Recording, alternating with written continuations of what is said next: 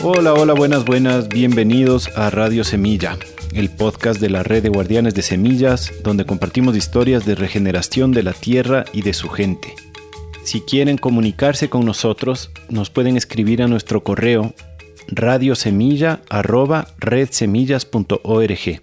También nos pueden buscar en Twitter, @semilla_radio. Ahí nos pueden encontrar y comunicarse con nosotros y generar conversación alrededor de los podcasts que estamos sacando cada semana. También a través de la red de guardianes de semillas tenemos cuentas de Instagram y de Facebook en donde hay comunidades bastante más grandes que pueden buscar también como red de guardianes de semillas.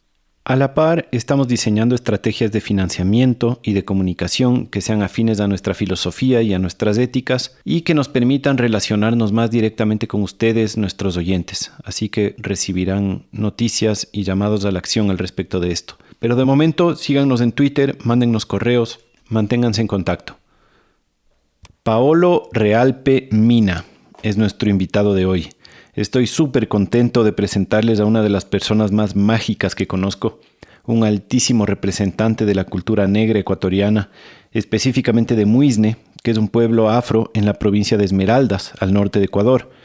El nombre Muisne dicen que significa abundancia en chapalachi, lengua de los chachis, que son el grupo indígena que habitaba y habita todavía esa región.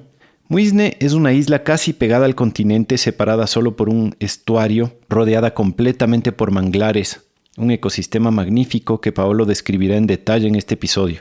Lamentablemente, desde que la industria camaronera llegó en los años 80, más del 95% del manglar ha sido deforestado y contaminado. La pérdida de su ecosistema, sumado al narcotráfico, la corrupción de los gobernantes, la precarización laboral, hace que el pueblo de Muisne enfrente dificultades bastante serias.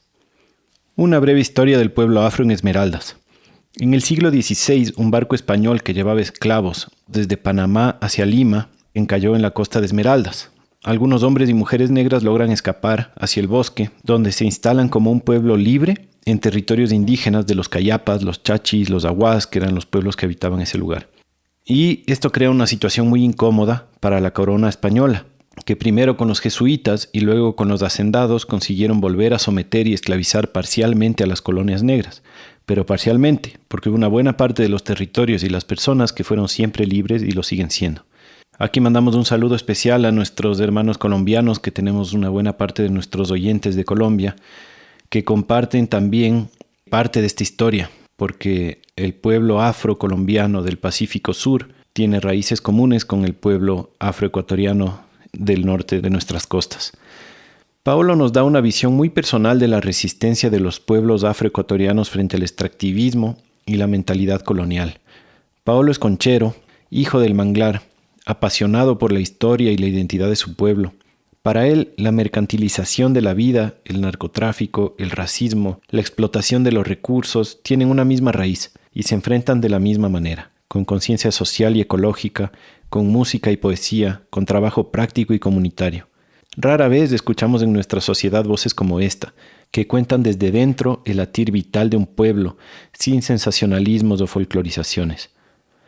Bueno, yo conocí Muisne y al Paolo en el año 2008, junto a otros grandes personajes de la isla como Alex Borondongo, Gavilán, El Mono y muchos otros que tenían un grupo que se llamaba el Grupo de Acción contra la Contaminación, el Grupo GAC. Eran jóvenes rastas que se dedicaban a hacer campañas de concientización, a recolectar basura, cultivar un huerto tropical, tocar reggae, cocinar pescado fresco en leña, comer frutas gigantes partidas con machete. Les cuento todo esto para que se hagan una idea de lo mágico que es ese lugar, esa cultura, ese grupo de gente, ese momento, y para que se entienda también la confianza y cercanía de esta conversación. Pues desde ahí comenzó mi relación personal con el Paolo, que es mi cuñado. Se juntó con mi hermana Isabel y entre ellos tienen 2 emprendimientos que no alcanzamos a hablar en esta entrevista, así que por eso también se los cuento en esta presentación. Un emprendimiento es de aceite de coco. Para mí el mejor aceite de coco de este país. Se llama Alonso y Milena, lo pueden buscar en alonsoymilena.com. Y el otro es un emprendimiento de turismo ancestral que se llama Muisne desde adentro. Ellos hacen tours para turistas conscientes que quieren conocer la cultura profunda de Muisne. Los llevan al manglar, los llevan a los barrios, los llevan a la playa, los llevan al bosque tropical. y tienen una probadita de lo que es la cultura muisneña profunda. Los pueden buscar en Instagram como Muisne desde adentro. Si quieren conectar con Paolo, les recomiendo que vayan a una de esas direcciones. Te invitamos a disfrutar de este homenaje al campesinado y la cultura negra de las costas del Pacífico. Gracias por escucharnos. Les dejo con la entrevista. Saludos. Bueno, estamos en este episodio con Paolo Realpe Mina. Estamos tomándonos una agüita de coco. Bienvenido al podcast. ¿Cómo estás, Realpe? Muy bien, muy bien. ¿De dónde vienes tú, Realpe? Yo vengo de el Cantón Muisne, provincia de Esmeraldas. Vengo de una familia de concheros, una de mis primeras profesiones de vida que yo adoro y admiro también a la gente que viene de ese entorno, porque en mi forma de entender es gente muy sabia, es gente que tiene un poder que al pasar de los tiempos sí nos han enseñado y nos han obligado sistemáticamente a sentirnos avergonzados de quiénes somos, de dónde venimos y hacia dónde vamos. Entonces, esta temática y esta problemática que se está difundiendo a través de este medio es muy importante para sensibilizarnos y para poder entender a quién estamos sosteniendo, ¿sí? Y también empezar a valorarnos unos a otros, tanto el campesino como el profesional. ¿A qué te refieres con a quién estamos sosteniendo? Porque al pasar del tiempo yo me he dado cuenta que hemos cambiado los rumbos. Hemos empezado a sostener a gente, industrias, empresas transnacionales que no nos valoran ni nos educan, ¿no? En el ámbito natural de la vida. Para ponerlo como en cosas prácticas, ¿cómo es en Muisne? ¿A qué, por ejemplo, un ejemplo de una industria que sostienen los muisneños y que no les sienta bien? Un ejemplo muy claro, por ejemplo, el tema de la industria camaronera dentro de nuestra población es un tema muy complicado, difícil, porque al pasar del tiempo hemos pasado momentos duros y difíciles, pero son momentos que nos han ayudado a desarrollar nuestra capacidad. Sí, y en este caso, yo he desarrollado una capacidad a pasar de los tiempos que he venido aprendiendo, cuestionándome a mí, primero preguntándome a mí, cambiando el rumbo de lo que me como, de qué me alimento. Y te cuento una historia. Una vez tuve la oportunidad de participar en un encuentro entre europeos de España con la comunidad muisneña y participamos algunos seres de diferentes pueblos. Y el tour se trataba de costa, sierra y oriente, hacer actividades en cada una de las poblaciones en donde íbamos pasando. Pero en ese entonces yo no entendía, por ejemplo, el hablar del ecosistema manglar como el eje transversal de nuestra población. Y defenderlo también, ¿no? Porque es nuestra fuente de vida, nuestra herramienta de vida. Pero ignorantemente yo hablaba de la problemática entre los camaroneros y los concheros. Pero sin embargo comía el camarón de camaronera, ¿sí? Y no lo entendía. ¿Qué pasó? Que en el transcurso del tour que arrancamos desde el Cantón Muisne, fuimos costa, sierra y oriente. Y cuando una vez llegamos a la sierra, a un lugar muy conocido, muy turístico que se llama Baños, en el transcurso del viaje hablábamos todo del ecologismo y del cuidar el ecosistema manglar y de todas esas problemáticas que estábamos pasando en esos tiempos. Pero llegamos a Baños y después de todo el discurso que nosotros nos habíamos tirado, llegamos a Baños y todos pedimos camarón.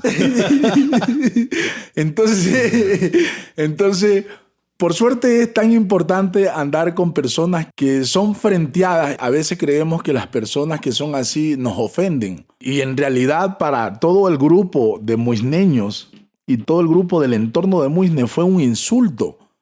Fue un insulto que alguien se pare y refute esa acción de nosotros. En este caso se paró una chica del grupo de los españoles y refutó esta acción. Pero fue fuerte. Sí, para mí fue muy difícil entender esa reacción de la chica. Me chocó mucho, pero no dije nada, me lo quedé. Y al pasar del tiempo, cuando empecé a asimilar Lo que dijo esta chica me impactó porque fue real, fue honesta en ese caso. Y para mí fue como un despertar que esta chica haya reaccionado de esa forma brusca y fuerte. Al pasar del tiempo yo pienso que en el camino te encuentras con estas cosas y estas reacciones de la gente que te puede transmitir un mensaje desde ese punto de vista.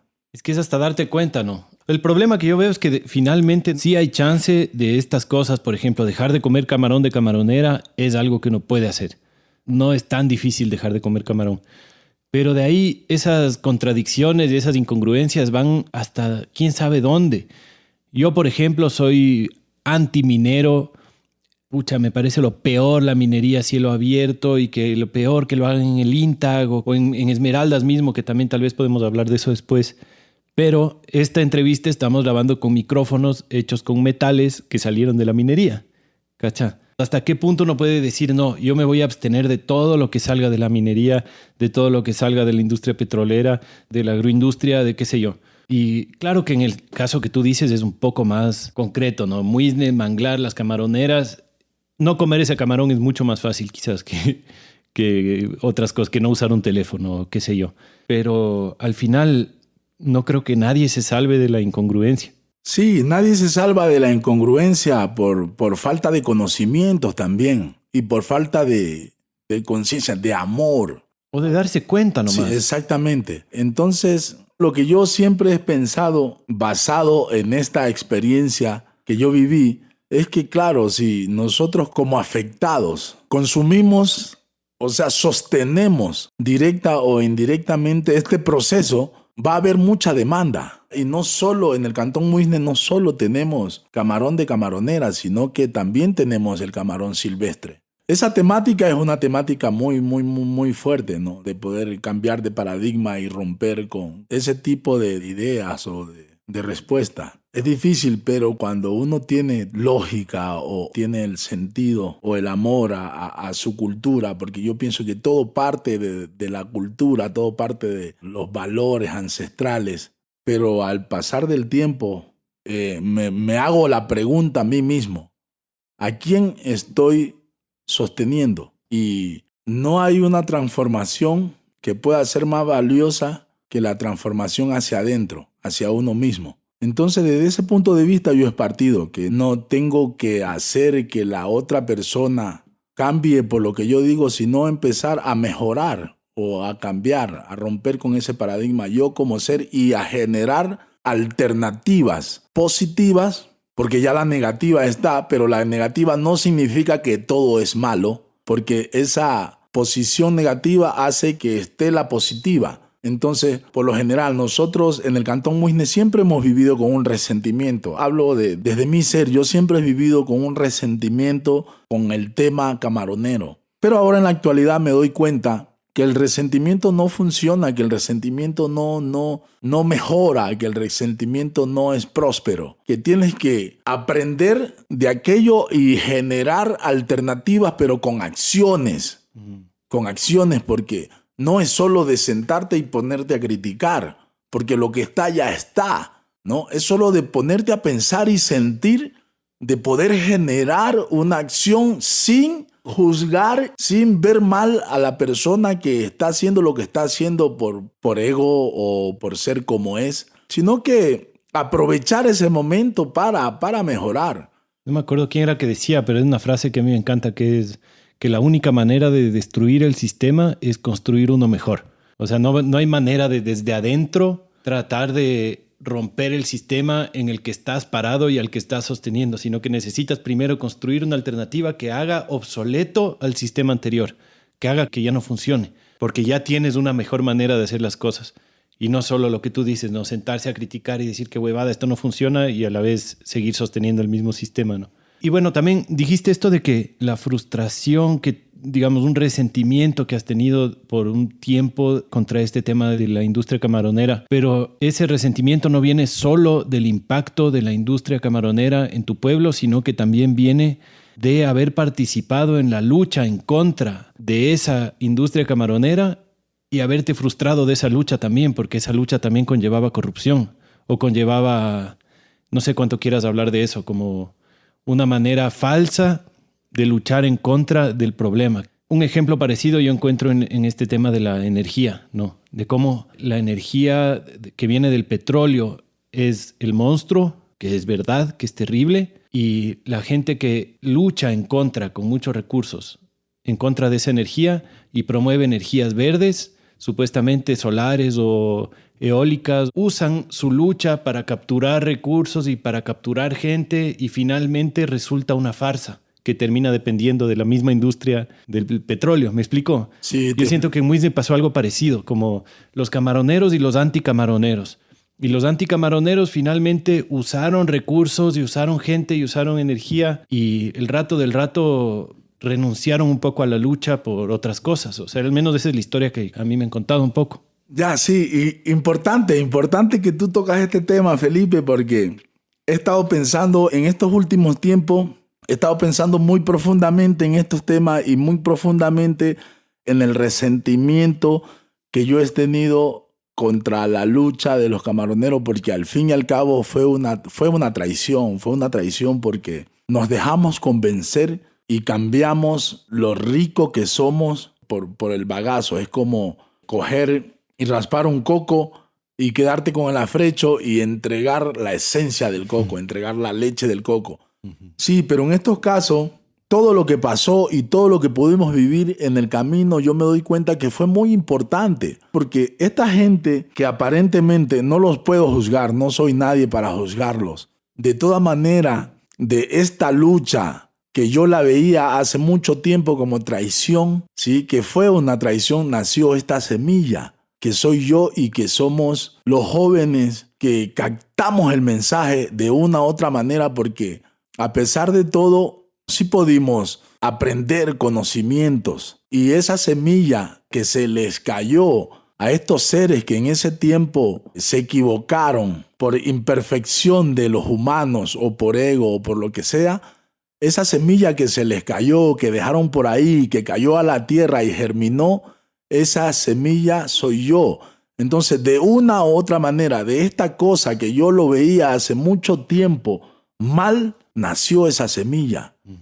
Entonces, me siento un ser tan afortunado de poder ver esa parte y de poder abrazar y de poder agradecerle a ese momento que fue muy fuerte y que fue muy duro y que de ahí en adelante nazca este nuevo renacer. Porque es la única manera de poder estar juntos, de poder tolerarnos, de poder disculparnos, de poder doblegar, de poder tener humildad, porque la humildad es el capital de inicio de todos los seres. Y de poder aceptarnos finalmente, porque somos producto de...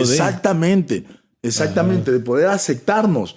Yo puedo decir, yo soy bueno yo me considero un ser así de los más lindos, de los más puros, pero también tengo mi lado oscuro, como decía Javier Carrera. Entonces no soy perfecto, pero entre esa perfección y entre esa imperfección es perfecta, porque ahora en la actualidad me doy cuenta que lo que ha salido de ahí es algo recontra que positivo.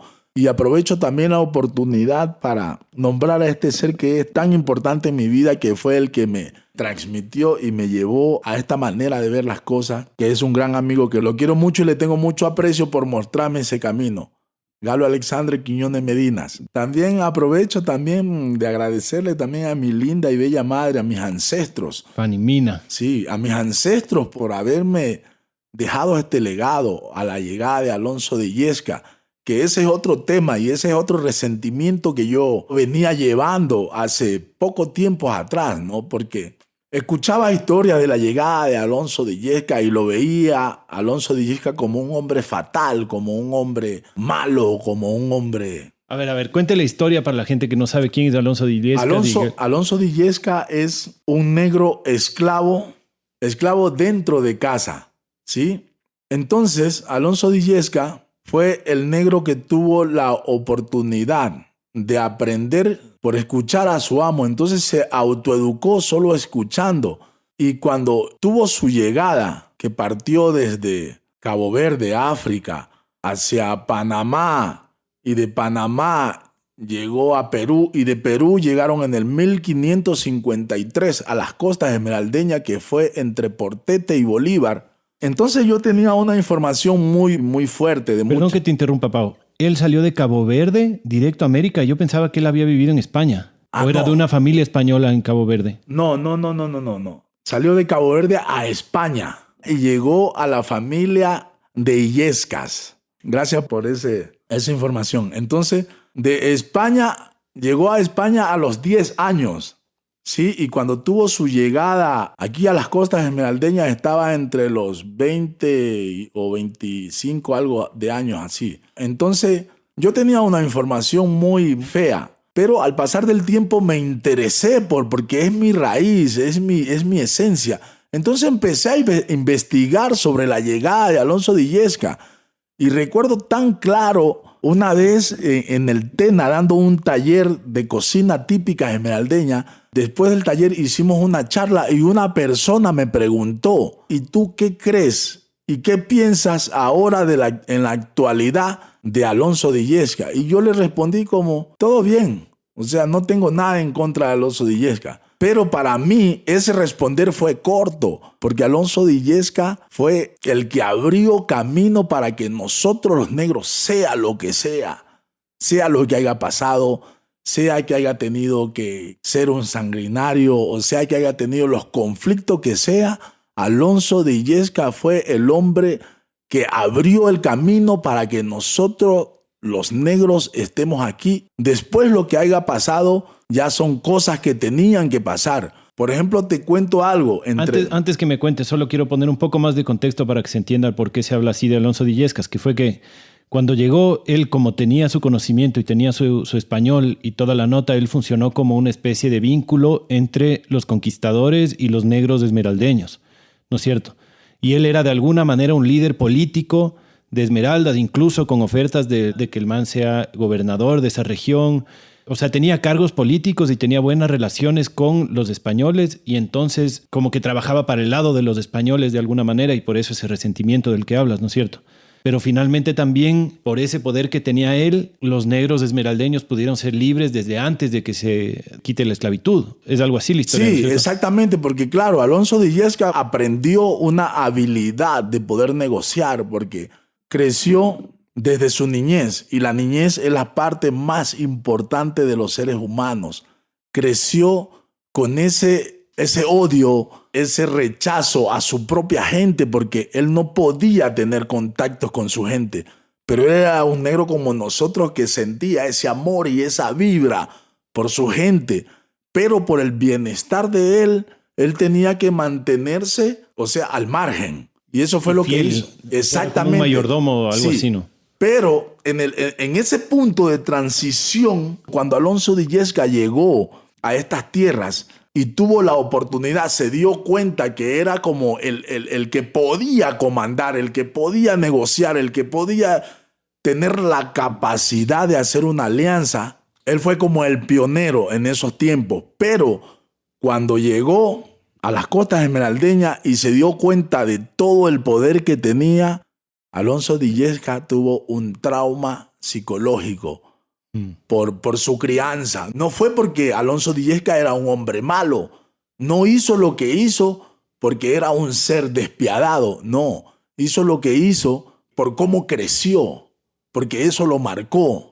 Para darnos un ejemplo, ¿qué fue lo que hizo? O sea, ¿qué fue lo que hizo que fue oscuro? Lo que yo entiendo, por ejemplo, entre los negros del Chota y los negros de Esmeralda, hay un resentimiento muy, muy, muy grande. Y ese resentimiento viene desde ese momento. Basado en mi investigación y en mi imaginación, en lo que yo creo, en lo que he investigado, cuando él llegó se separaron los bandos, pero se separaron los bandos porque él quiso manejar, creerse el ser más importante de la cúpula negra y quiso someter a sus negros.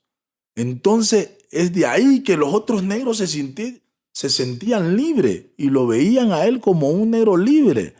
Entonces llegaron a decidir, si ya somos libres, no vamos a permitir que nuestro líder nos someta. Entonces es desde ahí que parten y empiezan a cruzar la montaña y llegan entre este medio, entre San Lorenzo y Barra, y se asientan en el Valle del Chota. Sí, es lo que yo he investigado. Claro, Alonso de Illescas, como se encontró en una tierra riquísima, en un hábito calientito, como en su casa, donde venía, como en África, él se encontró así, en un papayal. Entonces él ya no se quiso mover y ya no quiso buscar para someter a sus otros negros. Entonces desde ahí existe ese resentimiento entre los negros del Chota y los negros de Esmeralda.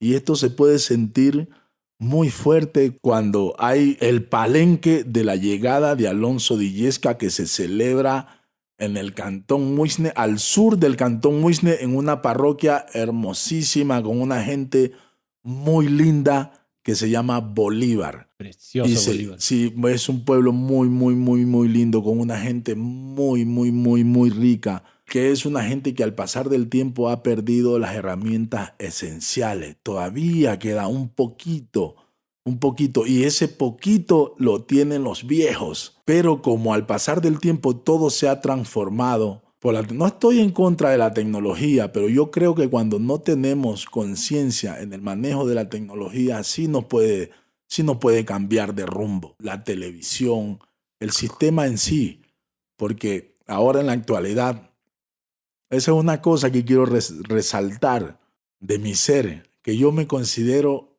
el hombre más rico del mundo, pero mi riqueza no es una riqueza de un valor económico. Mi riqueza y la riqueza de la gente de mi entorno está alrededor de nuestro entorno, son los recursos que tenemos y son las habilidades y las herramientas que nuestros ancestros nos han dejado para poder ser felices. Y la riqueza nosotros no la tenemos acumulada. No es lo mismo yo sentirme rico con un rico convencional. No es lo mismo porque yo la tengo mucho más clara, que mi riqueza yo no la puedo acumular. La tengo ahí al alrededor y a la disposición de mí, cuando yo quiera, como yo quiera, a la hora que yo quiera. Por ejemplo, yo soy muy amante al lugar de donde vengo.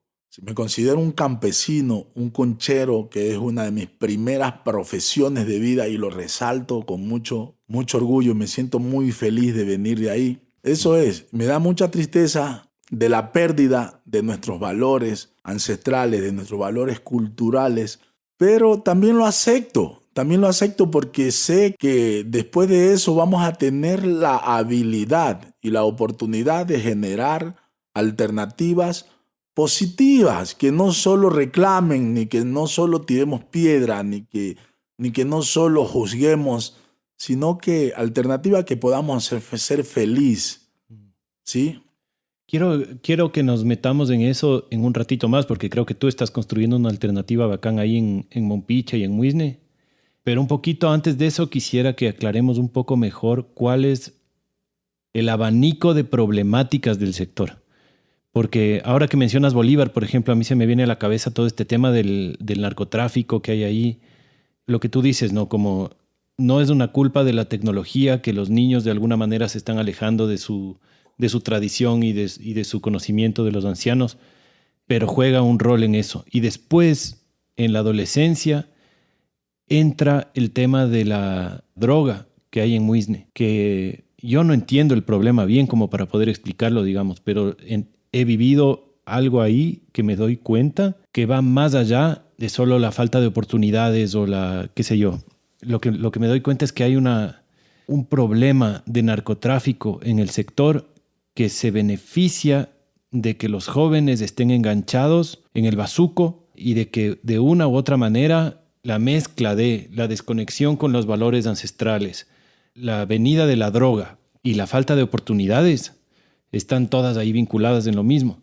Volviendo a lo de la camaronera, porque me acuerdo que no solo tú, sino algunas otras personas de Muisne a mí me han contado que el momento que entró la camaronera, en ese momento entró la droga, en ese momento comenzó a florecer la prostitución, como que hubo un insumo de afuera para explotar una industria, para explotar un ecosistema y para explotar un grupo de gente y que se fueron llevando los recursos de la productividad del manglar y de la gente y les fueron apagando un poco con droga y con prostitución y metiéndoles otra mentalidad, por decir así, y vicios y cosas así. ¿Cómo le ves eso? Sí, este tema es un tema muy, muy complejo. cada vez que estoy en mi entorno, le dedico muchísimo tiempo a entendernos. Y lo que yo me doy cuenta es que se nos quebró el puente de conexión, sí, de la esencia. Y cuando se quebró ese puente de conexión de la esencia, nos dejaron desnudos, sin protección.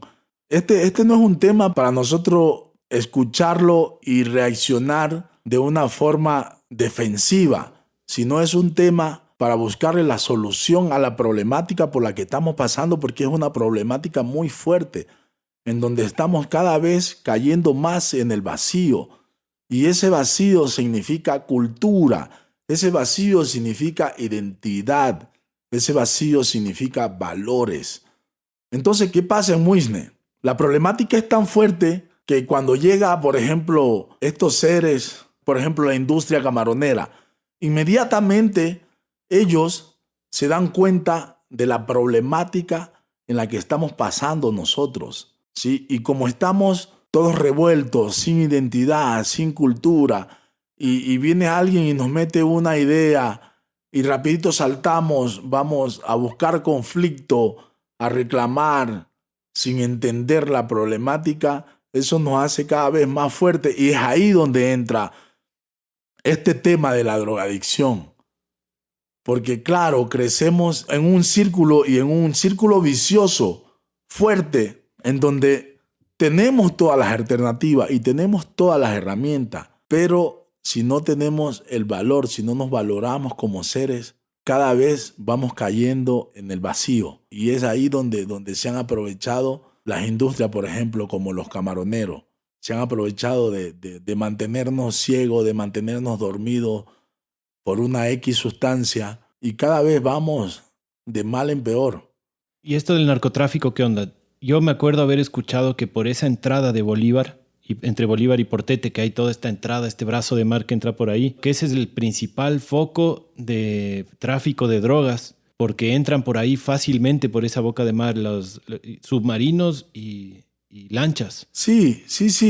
Incluso todo el entorno de Muisne, desde que empieza desde el sur, la frontera vía marítima, que es Cojimíes, y empieza la frontera vía terrestre, que es Chamanga, pero eso ya está más adentro para las personas que andan moviendo este tipo de narcotráfico, ¿no? Entonces, Muisne es un entorno en donde se mueve durísimo el narcotráfico, pero yo lo veo como mucho más profundo la problemática. Yo pienso que si una población tuviese bien plantadas sus estructuras de valores, el narcotráfico pasaría invisibilizado, porque ya no habría tiempo ni espacio. O sea, nadie estaría dispuesto a correr los riesgos que le piden que corran. Exactamente. Y eso se ve claro en la pesca también, porque ahí es donde al menos yo he escuchado las historias más fuertes, ¿no?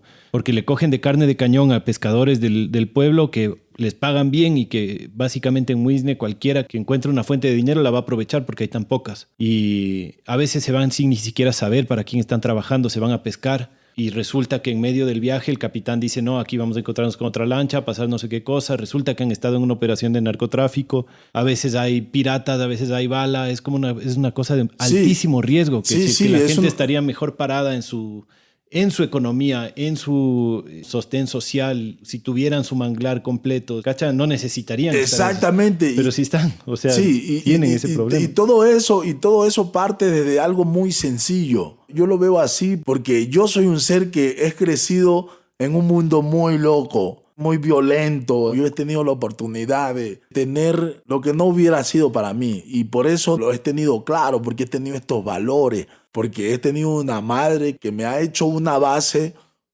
sólida, una estructura que me ha formado, y yo siempre, antes de tomar cualquier decisión, no he tenido muchísimas propuestas, pero antes de tomar cualquier decisión he mirado a ver atrás y he profundizado y me he preguntado ¿de dónde vengo? ¿De dónde vienen mis raíces? ¿Qué he hecho para estar tan bien como estoy ahora? ¿Y por qué no he tomado la alternativa de hacer lo que es muy fácil hacer, pero esa facilidad tiene un riesgo muy profundo? Y es por eso que en nuestro medio toman a la gente Y Y no tenemos sé. panas, pues, ¿no? Que les han ofrecido un Claro. poco de plata y han Toman a caído la, y están en la sí, cárcel por toman no sé cuántos a años. la gente como nosotros, campesinos, inocentes, que no sabemos y que creemos que un montón de dinero nos va a solucionar la vida, aún ignorando cuán ricos somos, ¿entiendes? Y solo nos usan como carnada. Nos ofrecen $60,000 y te mandan con una carga pequeña, pero atrás tuyo va la carga que es 10 veces más grande, que entonces te... Es algo así como que el trato entre el narcotráfico y la policía es que la policía necesita una cuota, necesita tener algún culpable, necesita tener alguna Exactamente. decomisión. Y dicen, miren, decomisamos 100 kilos de cocaína y tenemos 2 narcotraficantes presos, pero esos 2 narcotraficantes son 2 pescadores, 2 campesinos que les Inocentes, pagaron un sí, montón de son dos plata personas por un viaje. totalmente inocentes, cayeron en un círculo de necesidad, pero teniendo todas las herramientas ahí, cerca de ellos. Esa es la problemática que estamos pasando. Esos temas nacen para que nosotros ampliemos la capacidad de nuestro ser o de nuestra bondad, o no sé, para desde ahí generar otras alternativas que puedan contrarrestar, porque la idea no es coger la moneda y virarla, pero la idea es generar acción para que la moneda solita se vire a tu favor. Quizás sería bueno que me cuentes un poco cómo sería la vida bonita de un campesino en Muisne, o de un conchero, de un pescador, de lo que tú estás haciendo, que es un poco de todo, digamos. O sea, tú conchas, pero también tú cultivas tu huerto y tienes tu grupo y también accedes a la pesca del manglar y también creo que no pescas tanto en alta mar, pero lo has hecho alguna vez. ¿Cómo es un día a día o la vida de cómo obtener los recursos, de cómo manejar así la... Ya verás, un día a día de la gente del manglar, los pescadores, concheros, carboneros, ¿sí? Del entorno de Muisne es un día hermoso, es un día sin jefe, es un día sin patrón, es un día de bondad, es un día de humildad, porque los campesinos estamos acostumbrados a coger lo que necesitamos, porque los campesinos o los concheros, cuando vamos al manglar nos sentimos libres, nos sentimos una total libertad de hacer lo que queremos, lo que nos llena, lo que necesitamos. Y eso es tan importante en la vida del campesino porque eso nos hace preservar todos nuestros recursos a corto, mediano y largo plazo. Eso nos hace que los recursos puedan sostenernos de generación en generación. Yo escribí un arrullo. El arrullo, les voy a explicar un poquito qué significa el arrullo y cuál es la función que hace el arrullo. El arrullo es una herramienta musical que los viejos se inventaron para educar. Es la herramienta perfecta para educar a las nuevas generaciones y aprender oral? exactamente la tradición oral. Y basado en eso, yo escribí un arrullo que dice: dentro de esas raíces, yo soy mi propio patrón. Cuando suba la marea, 200 escogido yo. Ahí vamos, no. 200 escogido yo. Entonces, eso significa que cuando nosotros vamos al manglar tenemos tanta libertad y el manglar nos transmite tanta sabiduría y tanta humildad que es solo de sentir. Yo siento que ya tengo mis 200 que necesito para sostenerme ese día y el día de mañana y ya grito, ¡vámonos!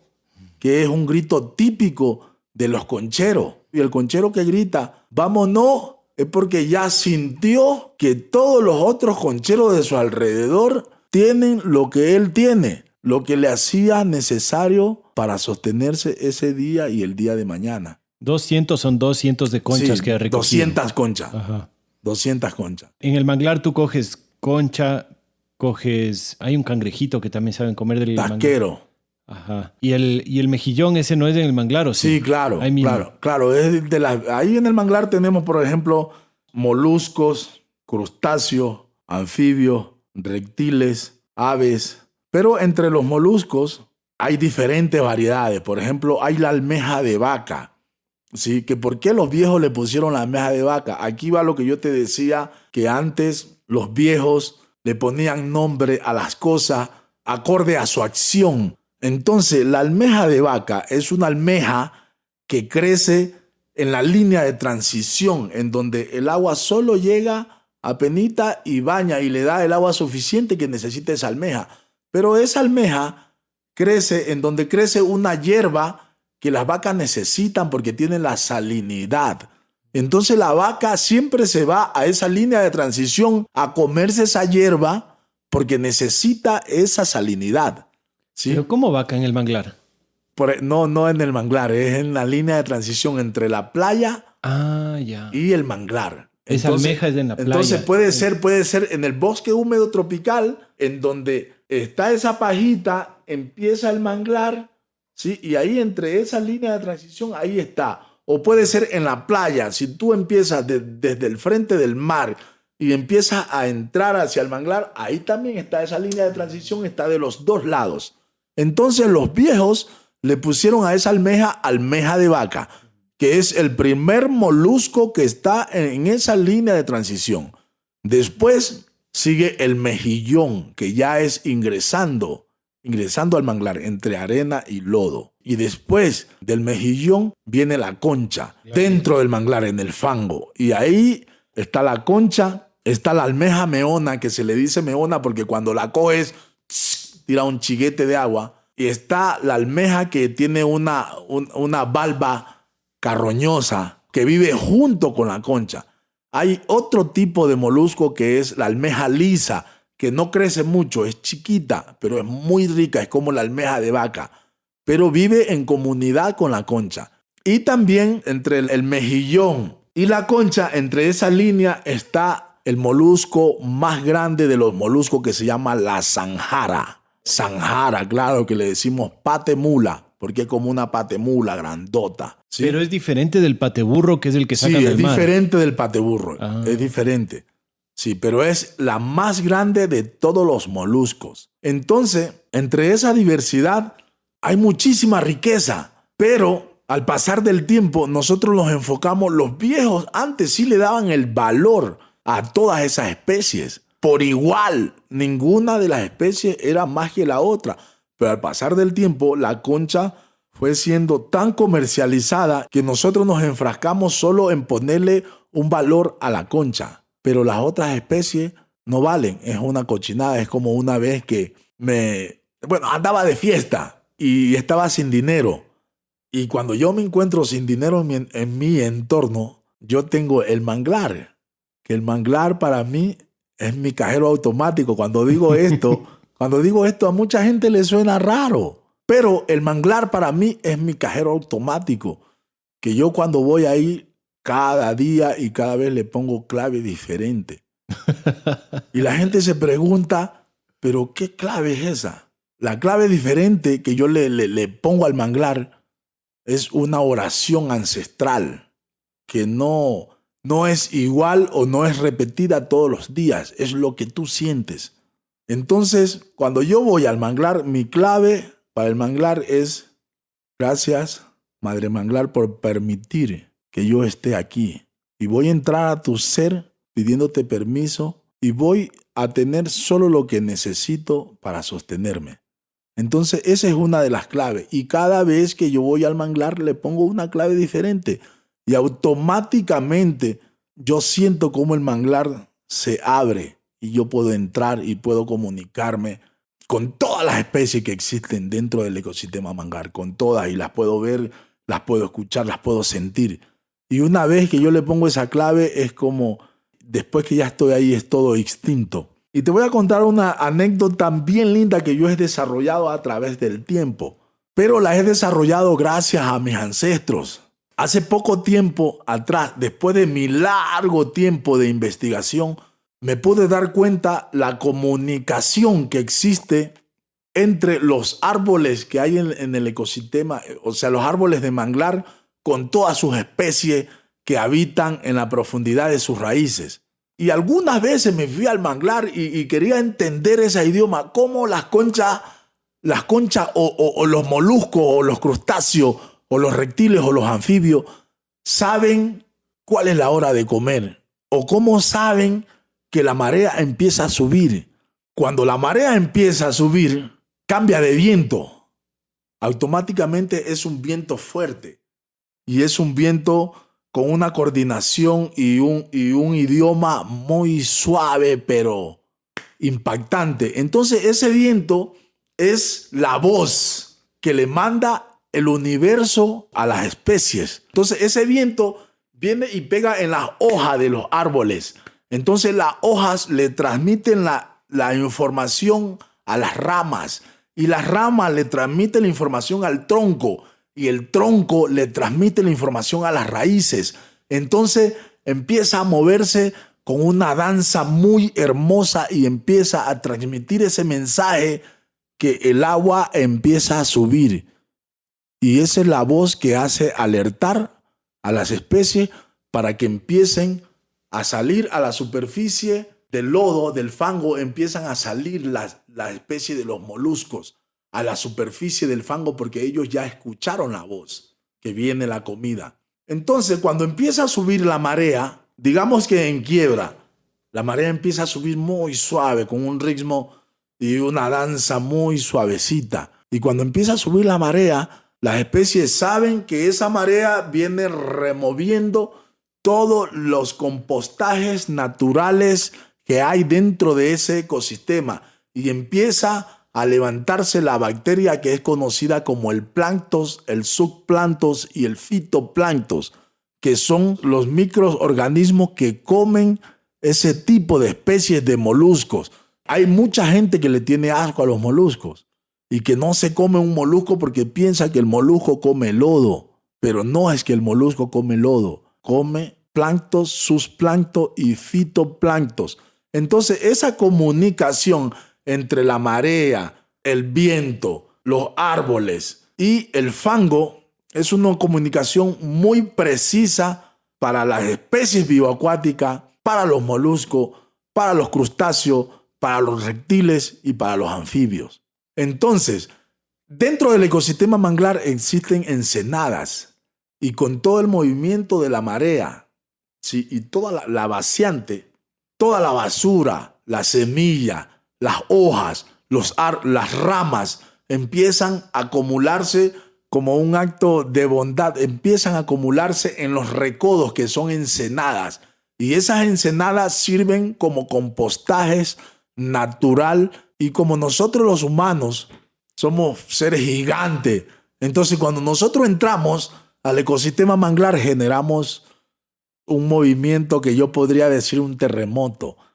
Entonces como las especies están vulnerables y están en su paraíso, están tranquilísimas, entonces tú entras y generas ese movimiento, las especies se cierran con susto. Y cuando se cierran con susto, transmiten ese idioma que sabemos nosotros los concheros, que es un idioma de sonido, que es una concha o un molusco está abierto. Entonces nosotros tenemos esa comunicación tan perfecta que sabemos y podemos identificar en dónde se encuentra esa especie que me dijo aquí estoy, por susto. Entonces otra de las cosas, en el agua, por ejemplo, tenemos la jaiba, ¿sí? Que es una especie de crustáceo. Los crustáceos son cangrejos, camarones, langostas, esos son crustáceos. Si nosotros venimos desde el mar o desde el río, tenemos la jaiba, que es un tipo de crustáceo que es acuático y puede nadar como un pescado.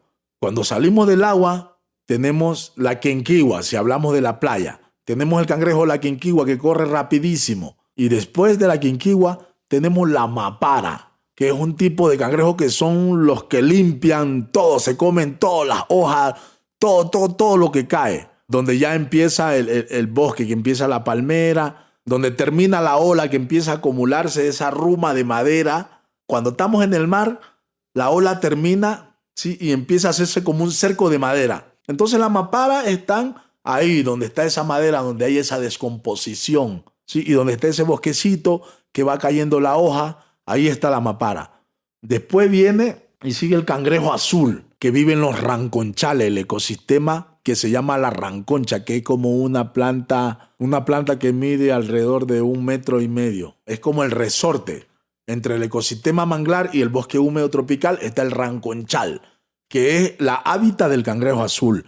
Y después de ranconchal está el guariche, que vive en el fango. que vive en una parte en donde hay concha, que nosotros le decimos changuatero. El changuatero es un tipo de manglar en donde la concha no crece mucho porque es todo apretadito. Y ahí vive algunas variedades de moluscos y viven los guariches. Manglar es una cosa increíble.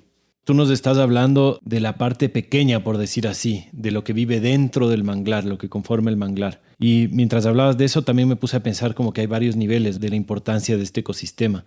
Y cómo este ecosistema, como un organismo que incluye a todas estas conchas y cangrejos y moluscos y todo lo que estás contando, se relaciona con estos otros ecosistemas, ¿no? Con el mar por un lado, con el bosque tropical por el otro lado, con la playa mismo. Y es una de las cosas que a mí más me ha fascinado, ¿no? Porque me ha hecho sentido mucho. En la permacultura siempre se da mucho valor a los bordes. Dice que en los bordes es donde se concentra la mayoría de la biodiversidad y los bordes son los que hacen las funciones, no las más importantes, pero hacen la mayoría de funciones importantes porque conectan un ecosistema con otro ecosistema. Y yo me acuerdo que tú me contaste una vez que has estado encima de un árbol de mangle en algún aguaje o alguna cosa así y que hayas entendido cómo el manglar funciona como un amortiguador o en el terremoto, por ejemplo, ¿no? Como que pueden venir las aguas, claro, duro, pero el manglar de alguna manera le amortigua y protege todo lo que está del otro lado. Es que claro, esa es la importancia y es hermoso que podamos hablar de estos temas. Porque son temas que nosotros hemos olvidado al pasar del tiempo. Es como la barrera protectónica de los fenómenos naturales, tanto huracanados como oleadas, como tsunami. Sí, el manglar es un resorte que es donde, si la ola llega ahí, el manglar se encarga de romperla. Y ahora en la actualidad a mí me da mucha pena que nosotros hayamos perdido el valor hacia ese ecosistema tan importante que nos ha fortalecido y nos ha dado vida hasta ahora. Y voy a aprovechar este momento para entenderlo más, porque estoy seguro y yo sé que cuando yo difundo este mensaje que nació de mi esencia, al pasar de los tiempos es como algo más claro. La gente la tiene más claro cuando lo escucha.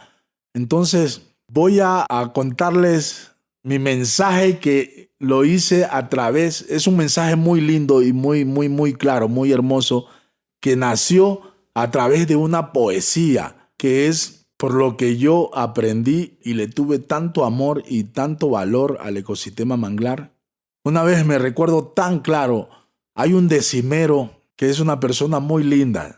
Para la gente que no sabe, un decimero es una persona que recita décimas, que es una manera tradicional de recitar en Muisne. Que lo quiero mucho a Limber Nazareno. Es un ícono, para mí es un ícono y es una persona muy importante. Saludos a don Limber. Dentro de nuestra hábitat, dentro de nuestro entorno, Limber Nazareno. Una vez escuchándolo, siempre lo escuchaba a este ser declamar su poesía.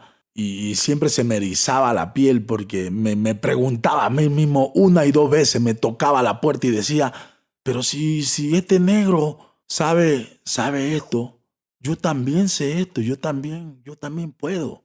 Y fue ahí cuando lo escuché declamar una décima que hablaba del corazón, el corazón del cajón, ¿no? Una décima muy linda que tiene el Limber Nazareno. Se me erizó la piel. Inmediatamente me fui a mi casa, cogí un cuaderno y un esfero y empecé a escribir. Y escribí una poesía que dice así: los recuerdo de aquella edad. Eran 5 años nomás cuando tuve la oportunidad de a esas raíces llegar. Al principio no entendía nada cómo empezar. Al pasar el tiempo empecé a captar la idioma de la madre manglar. En las raíces del manglar es donde entran a desovar las especies bioacuáticas que el hambre nos va a calmar. Hace ya 500 años a mis ancestros alimentó, los mantuvo sano y salvo. De ahí es donde nací yo. Yo me voy al manglar, yo me voy a Conchá. No podía pasar por nuestra madre manglar. Camaroneros, ellos me quieren tirar. Siendo esta nuestra casa, ¿por qué me querés matar? Con mi canoa y mi canalete, Yo, Paolo Real Pemina, me voy a Conchá. Al manglar yo me voy a buscar qué pescar. La manglar es nuestra madre, dejémosla de talar. Con tantos hijos que tiene, ¿por qué la queremos matar? Y es ahí donde hemos llegado a ese que me importismo. Decimos, es un manglar, lo voy a cortar. O no me importa si el camaronero tala, porque ya ese es el problema. Pero no nos damos cuenta que la problemática en nuestra economía, en nuestra cultura, en nuestra cotidianidad, en nuestra felicidad, cada vez se va haciendo más profunda.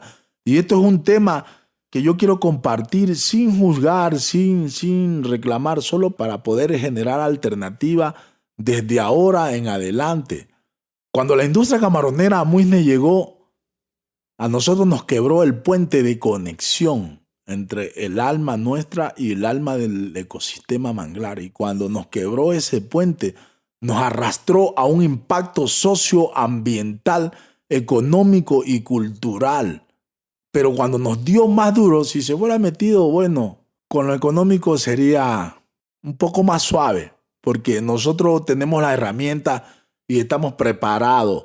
Y las herramientas que nos dieron nuestros ancestros son las herramientas perfectas para mantenernos de pie, porque son herramientas que no son nuestras, sino son herramientas prestadas, que nuestros ancestros nos las dejaron a nosotros y nosotros tenemos que dejárselas a nuestros hijos, a nuestras nuevas generaciones.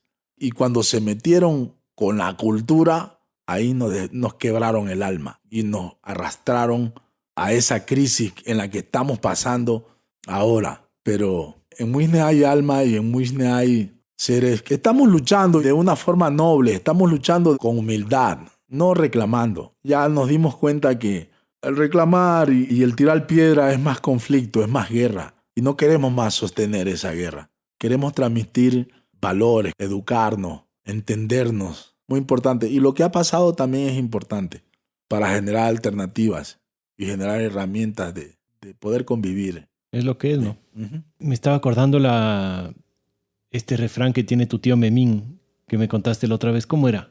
Ese refrán es un refrán muy lindo y yo por eso también es como que me encantan los refranes de los viejos porque tienen un sentido y tienen una lógica de sabiduría, de no sé, de amor. Y el refrán que dice mi tío tiene algunos refranes, pero el que me ha aprendido es este que dice: nadie con 4 reales puede hacer avance doble, porque para atrás camina el que nació pa' pobre.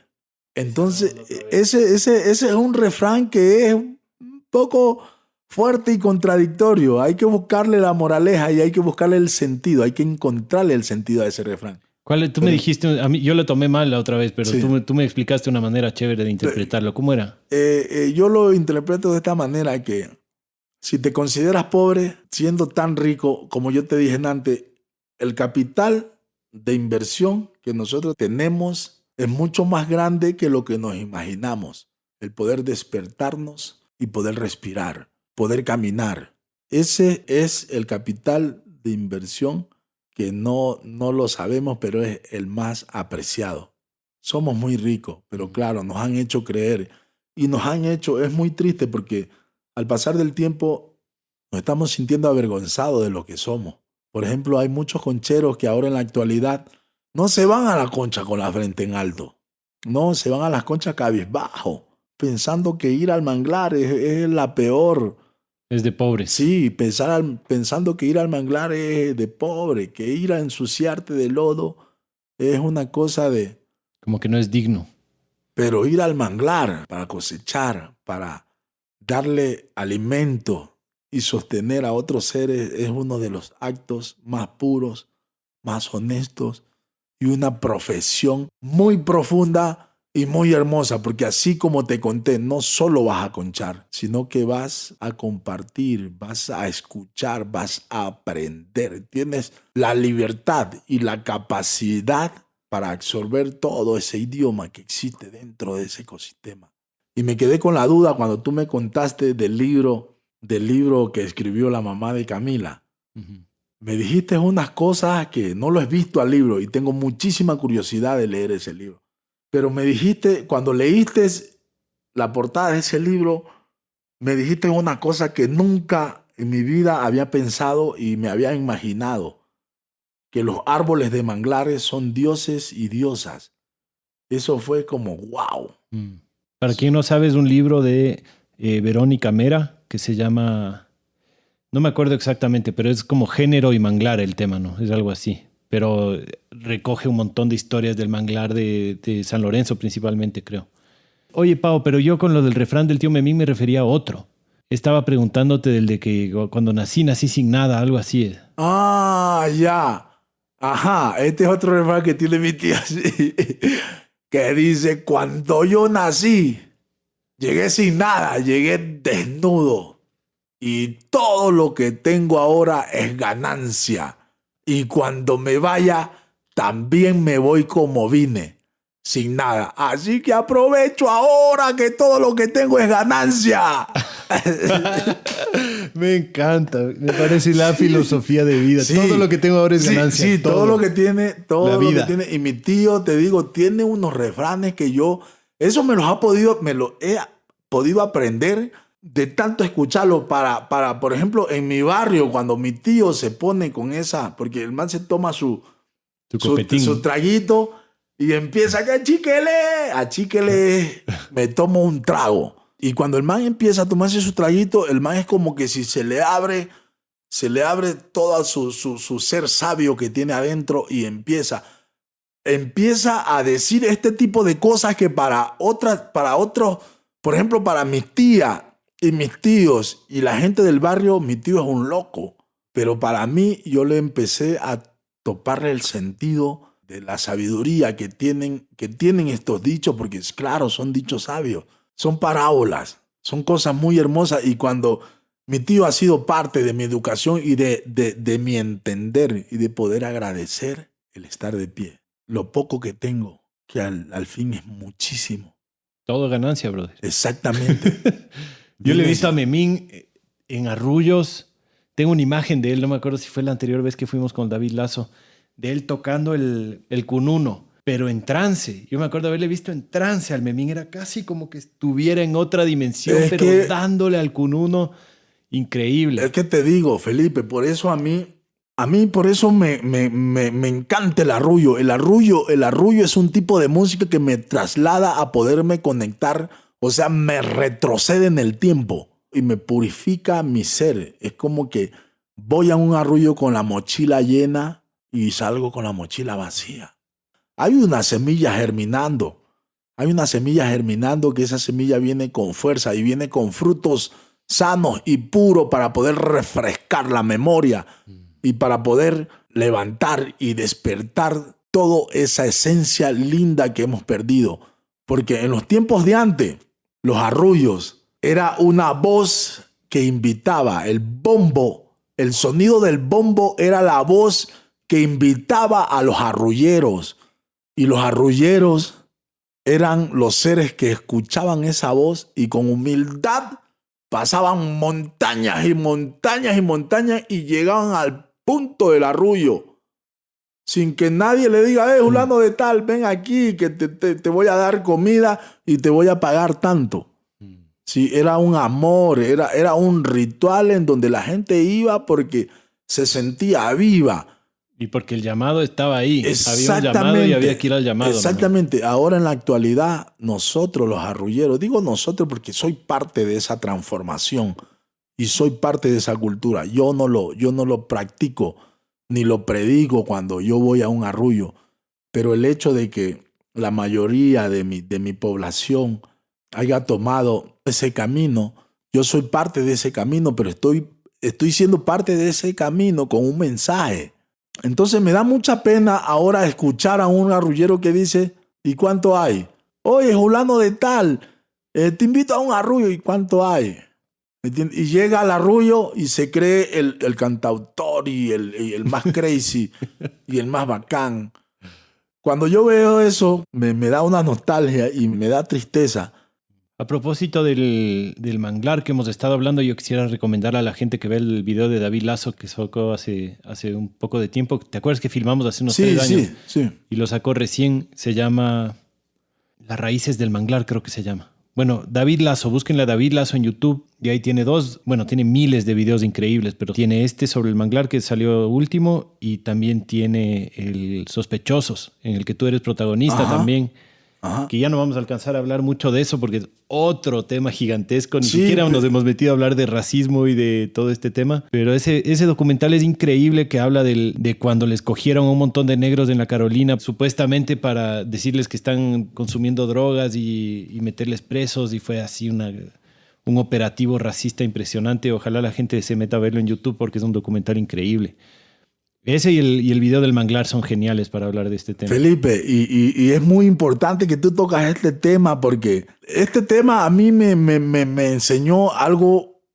Este acto de discriminación me dio a mí, en esos tiempos yo no lo podía identificar. Pero ¿Qué año fue esto? Eso fue en el 2008. Sí. No recuerdo muy bien la fecha. Pero por ahí era así. En el 2008. Pero este tema a mí me dio una riqueza muy, muy, muy, muy linda. Fue fuerte lo que pasó. Porque incluso, claro, nosotros veníamos de la problemática del atropello del ecosistema manglar. Nosotros escapamos de esa problemática para venir a buscar una mejor forma de vida a la capital. El atropello de la ciudad. En Quito. Y nos encontramos con una cosa. Al principio no lo podíamos sentir, no lo podíamos ver. Pero cuando ya íbamos familiarizándonos con el medio de la ciudad, empezamos a sentir toda esa represión y toda esa discriminación en cuanto a la cultura afro. Entonces, ¿qué pasa? Que nosotros, como claro, venimos de un ritmo y de un folclore tan lindo, la única manera de poder estar tranquilo y poder estar en paz en la ciudad era tocando nuestra música, pues sacando nuestros instrumentos, empezar a tocar, ¿no? A bailar, a danzar, ¿entiendes? Entonces, al pasar del tiempo, nosotros sacábamos nuestros instrumentos y era la forma de encontrarnos en el Parque de la Carolina, porque habíamos muchos buineños y esmeraldeños conocidos, criados juntos, que vivíamos en esta ciudad.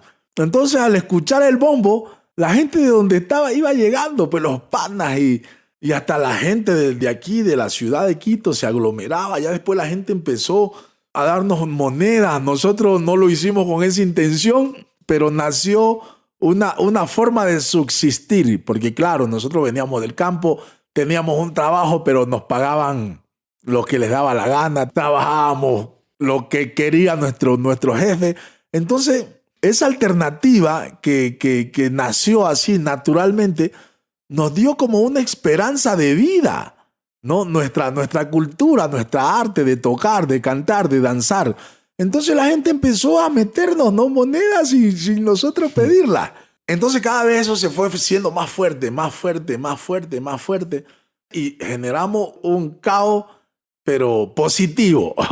Yo sé que la palabra caos es como algo negativo, pero eso fue algo positivo. Y cada vez había más gente y cada vez había más monedas hasta que a alguien se le ocurrió, no, pues estos negros aquí están luciéndose. Vamos a sacarlos de aquí. Entonces, un día domingo estábamos con la danza, con la música y aparecieron como 200 policías y empezaron a coger a solo negros. Y la idea de cogerlos a los negros, campesinos, concheros, que estábamos en una ciudad y no teníamos muchas alternativas, era la idea de cogernos y subirnos a un avión del Parque de la Carolina que ya estaba con una bomba de tiempo, que era la droga que tenía el avión. Entonces nos querían hacer pasar como los traficantes del Parque de la Carolina para desterrarnos a nosotros del parque. Pero fue algo así como que un coronel o algún duro de la policía quiso lucirse, decir que está limpiando el parque para que sea seguro para los quiteños, una cosa así, sacar los negros de ahí y quedar bien. Pero por primera vez en la vida le salió el tiro por la culata, ¿no? La respuesta fue Claro, porque se metieron con los negros equivocados. Pues nosotros veníamos del ecosistema manglar y en ese tiempo Fundecol y Seconden eran los coordinadores del cuidado del ecosistema manglar. Entonces nosotros por un lado estábamos protegidos. Entonces cuando se dieron cuenta que saltaron abogados de alto prestigio, entonces dijeron, ay, nos equivocamos. Pero a raíz de eso nació para mí una seguridad en mi ser, porque ahora quiero compartir este mensaje Este mensaje para toda la gente y para todos los que sostenemos el racismo, ¿sí? Porque el racismo está y el racismo va a estar siempre, toda la vida, porque los seres somos así, somos tan diversos y tenemos tantos perjuicios que nacen desde el miedo. Y cuando el perjuicio nace desde el miedo, la cosa se pone fuerte y se pone agresiva. Yo tuve muchos amigos que sufrieron traumas psicológicos y que empezaron a robar, empezaron a partir, empezaron a hacer cosas locas. Y yo, por un poquito, tuve la oportunidad de poder hacer las mismas cosas que hacían mis amigos. Pero después empecé a pensar y me pregunté una vez a mí mismo, ¿de dónde soy? ¿Quién soy? ¿De dónde vengo y hacia dónde voy? Y fue la clave y la oportunidad para darme cuenta que yo con mi ser puedo sostener y puedo hacer que el racismo sea mucho más grande si yo me lo creo y lo sostengo. Pero si yo me conozco y yo sé quién soy y tomo mi rumbo y no permito que las acciones de los demás interrumpan mi felicidad entre mí y mi ser interior, el racismo no va a existir. Entonces, desde ese punto de vista empecé a creer y a sentir y a creerme un ser bien, que no estoy aquí para hacerte daño. Y empecé a compadecerme de los seres, más que tenerle rabia o odio y a sostener y a confirmarle lo que él piensa de mí. Empecé yo a compadecerme de ese ser y a entenderlo y a buscar la manera de cómo me gustaría cuando yo veo una persona que se me aparta o se me coge la cartera o se me huye o se me cambia de calle, me da tristeza, pero no una tristeza mala. Me da una tristeza buena porque me pongo a pensar cómo podría yo ayudarle a esa persona para que no tenga esa forma, ese miedo, y se sienta segura de sí mismo. Porque siempre esa persona va a ser víctima de la gente que le quiere hacer daño. Porque la gente que le quiere hacer daño somos como los animales. Si yo veo la debilidad, la inseguridad de tu ser, te voy a atacar y te voy a comer. Pero si yo tengo seguridad en mí como ser y sé que no necesito quitarte nada, ni necesito hacer el problema más grave, más que el que tú lo tienes, o sea, no voy a hacer que el racismo exista, porque eso es el racismo. El racismo lo sostiene la persona que se cree menos que los demás. Entonces, desde ahí nace el racismo. O sea, se perpetúa el ciclo mientras todos participen de eso. Exactamente. Pero en el momento que tú solo te haces cargo de ti. Con tus acciones puedes hacer automáticamente que la moneda se vire no solo a tu favor, sino al favor de las dos partes. Al favor de la persona que te discrimina y te hace ese acto racismo y al favor de ti que no te crees eso que la persona cree o piensa de ti. Más importante es saber y creer lo que tú eres. Para mí, la capital de los ecuatorianos, Quito, una población de gente muy linda, de gente que vive con mucho miedo, me dio la oportunidad de poderme conocer a mí como ser y eso lo agradezco y lo abrazo mucho y le doy muchos agradecimientos a este momento tan fuerte y duro que pasamos, que después de eso nació esa semilla de bondad, de poder ponerte en los zapatos de la gente que tiene miedo y poder ayudar a alivianar. Y que eso sirva también para los casos futuros después de eso, porque en verdad ustedes tuvieron suerte.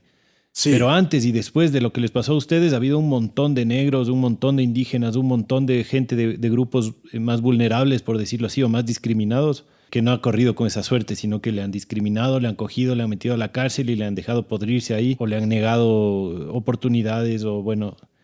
Pero esto que les pasó a ustedes fue algo que generó una conciencia diferente, que apareció en los medios, que terminó perdiendo el policía que hizo esto, que ustedes no terminaron presos, a pesar de que sufrieron esa discriminación y esa violencia, porque les cogieron, les botaron al suelo, les llevaron, fue terrible.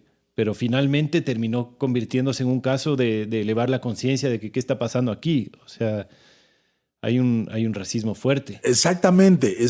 Y esos son los frutos de las cosas que vemos que son malas. Pero las cosas malas tienen un pedacito que tenemos que saberlo ver. Ese pedacito que hay dentro de lo que nosotros vemos o creemos que es malo puede reflejar toda la belleza, todo el amor de cada uno de nosotros como seres. Y otra vez vuelvo y repito, campesinos, concheros, pescadores y carboneros, nunca dudemos de quiénes somos. Nunca dejemos que las acciones de discriminación de los demás nos afecten a nosotros. Son cosas fuertes, pero cuando pasen esas cosas con los indígenas, con los negros, con los cholos, con los montubios, con los mestizos, con los mulatos, detengamos el tiempo, recibamos la información, asimilémoslas y procesémosla, que después de eso los resultados son súper positivos para mejorar, para bien. Entonces, después de este maltrato que nosotros pasamos, vinieron cosas muy buenas. Aquí estoy, sano, creyendo más en mí, seguro de quién soy, y estoy aquí compartiendo con ustedes, agradeciendo por lo que viví. Y participando de la red de guardianes de semillas, que es otro tema del que no hemos alcanzado a conversar tampoco. Sí. Y también... Creo que tenemos demasiadas cosas que conversar. Vamos a tener que hacer un episodio 2 con Real Pemina. Sí. Y también, claro, pues, agradeciendo también a los guardianes de semilla y a toda esa gente linda, mujeres, hombres, niños, ancianos, indígenas, campesinos y toda esa gente linda que hace ese trabajo tan laborioso para sostenernos y sostener a los demás. Gracias, le doy muchas gracias a toda la red de guardianes de semilla, guardianes y guardianas. Gracias por esas herramientas hermosas. Paolo, una vez real que qué lindo conversar contigo.